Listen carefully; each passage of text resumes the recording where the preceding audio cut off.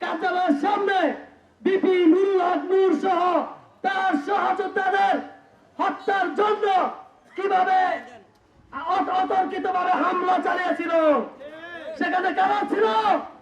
সেখানে ছিল ওই ভারতীয় গোয়েন্দা সংস্থার র, আওয়ামী লীগের বাহিনী, বিভিন্ন প্রশাসনের মধ্যে আওয়ামী লীগের দোসর যারা আছে তারা এই কার্যক্রম ঘটিয়েছিল।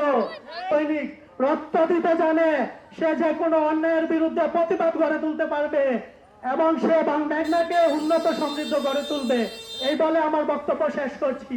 বাংলাদেশ জিন্দাবাদ, বাংলাদেশ যুব অধিকার পরিষদ জিন্দাবাদ। বাণিজ্য করবেন আর কত দেশের আইনকে এভাবে নষ্ট করবেন? কেন আমাদের দাঁড়াতে হবে একটা দেশপ্রেমিক যুদ্ধের জন্য, একটা আমার ভাইয়ের জন্য, একটা হাদির জন্য কেন দাঁড়াতে হবে এভাবে আমাদের সিরিয়াল ধরে? এভাবে কেন আমাদের স্লোগান করতে হবে? আপনারা কি করেন? ঘোড়ায় গাছ কাটেন? আপনাদের যদি এরকম আইন, এরকম দেশের আইন যদি আপনারা সঠিক ভাবে পরিচালনা করতে না পারেন, আপনারা রিজাইন। আসসালামু আলাইকুম। আমার বন্ধু, আমাদের এই সহযোদ্ধা, জুলাই অভ্যুত্থানের অন্যতম নায়ক, ভারতীয় আগ্রাসন আধিপত্যবাদ বিরোধী কথা বলতে গিয়ে গত শুক্রবার ঢাকার প্রাণকেন্দ্র রাজধানীর একটি জায়গাতে কালভার্ট রোডে প্রকাশ্যে গুলির শিকার হয়েছে।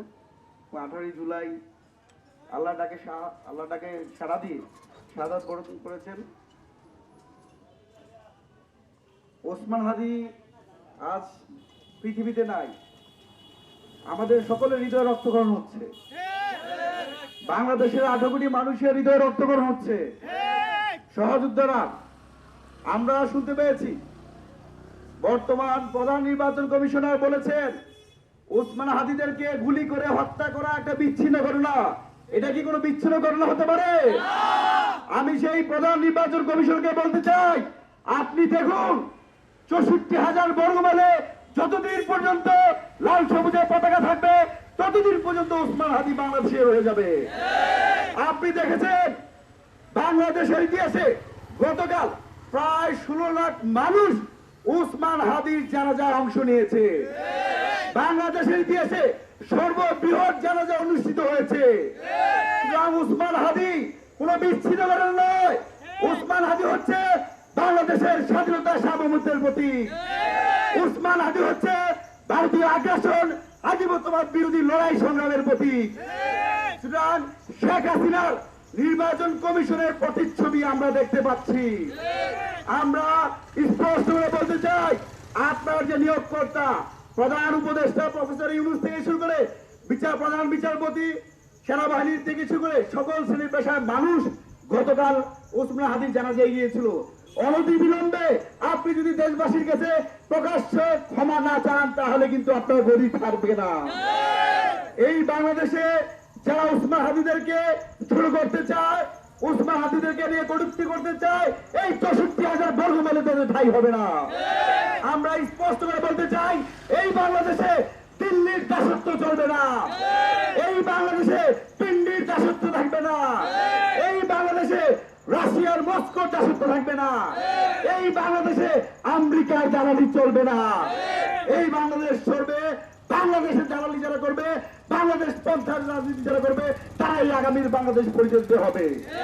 আপনারা নিশ্চয়ই দেখেছিলেন সেই 71-এর মহান মুক্তিযুদ্ধের সময় আমাদের দেশের কৃষক, শ্রমিক, মেহনতি মানুষ তারা কিন্তু ট্রেনিং প্রাপ্ত ছিল না। দেশমাতৃকের রক্ষা সেই পাক সেনা বাহিনীর বিপক্ষে তারা দাঁড়িয়েছিল।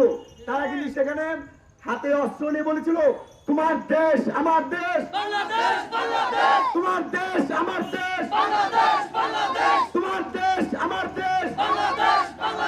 এই বাংলাদেশ রক্ষায় যুগে যুগে আমাদের পূর্বসূরি যারা ছিল তারা জীবন দিয়েছে। আমাদের সহযোদ্ধা ওসমান হাদি জীবন দিয়েছে। সুতরাং যতদিন পর্যন্ত একটি ন্যায় ভিত্তিক, ইনসাফ ভিত্তিক, কল্যাণমুখী রাষ্ট্র হচ্ছে ততদিন পর্যন্ত আমাদের লড়াই চালিয়ে যেতে হবে।